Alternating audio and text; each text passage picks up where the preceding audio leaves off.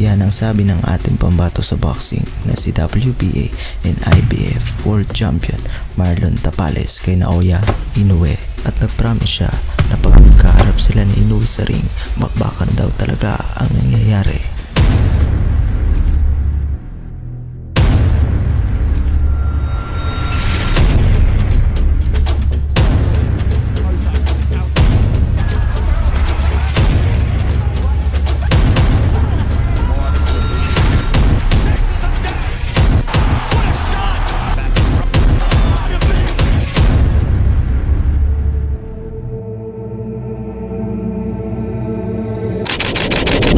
December 26, 2023, mangyayari ang pinakaabangan nating laban ni Marlon Tapales at gaganapin ito sa Tokyo, Japan.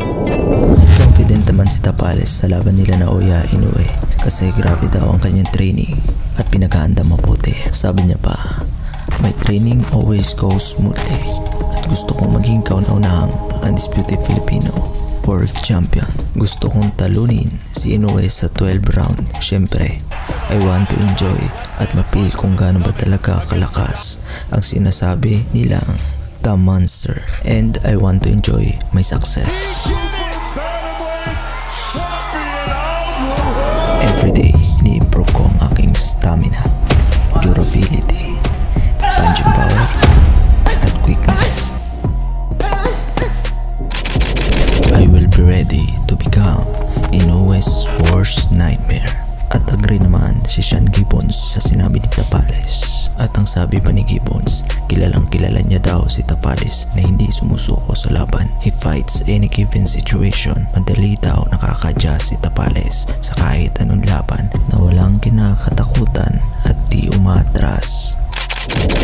Sa hindi pa nakakaalam, lumaban na si Marlon Tapales sa Japan, kaya di na bago sa kanya malamig na panahon doon. But Marlon Tapales team want to make sure na nasa good condition ang alaga nila at malabas ni Tapales ang kanyang full potential, kaya napili nila mag-training sa Baguio because of the cold weather.